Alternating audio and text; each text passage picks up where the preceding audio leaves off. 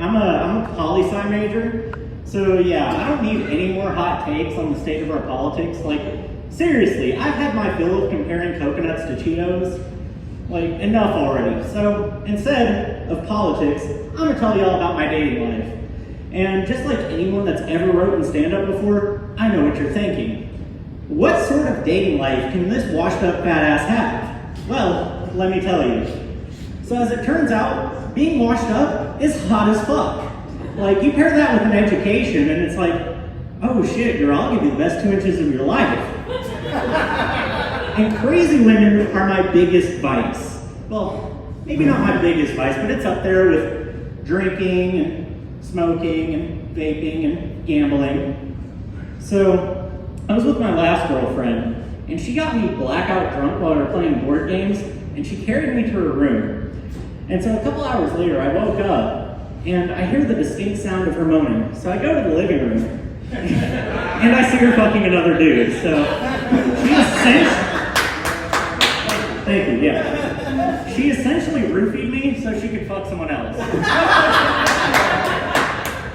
So I was thinking to myself, I was like, what is the similarities between all these women? And I came to the realization that all of them are either psychologists or psychology majors. Now, there are 2 conclusions you can draw from that.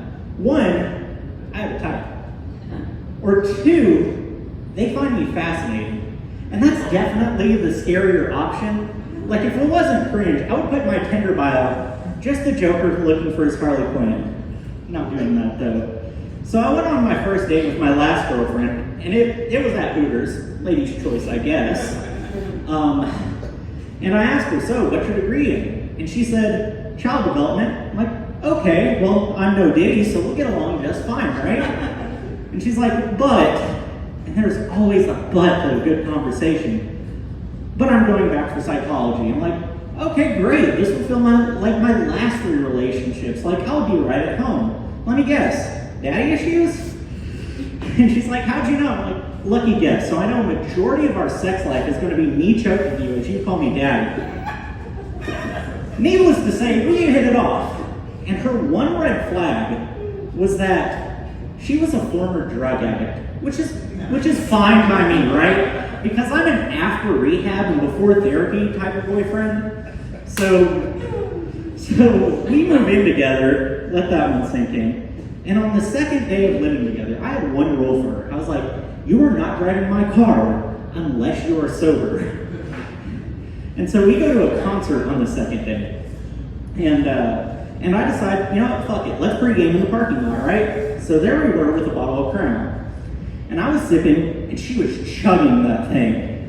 So we go inside, and I tell her, we're not going to get something from the merch store because it'll be cheaper to buy it online, right? So instead, I decided to pay $200 getting her good and liquored up.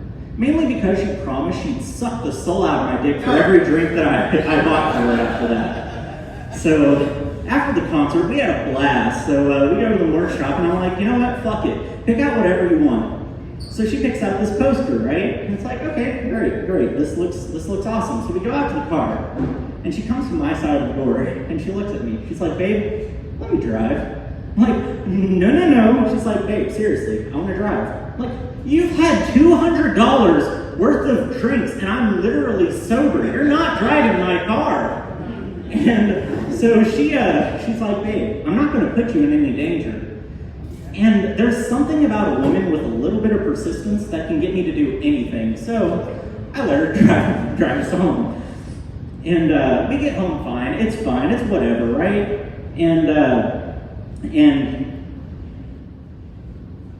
And so a couple weeks later, I put this poster up, and she's looking at it.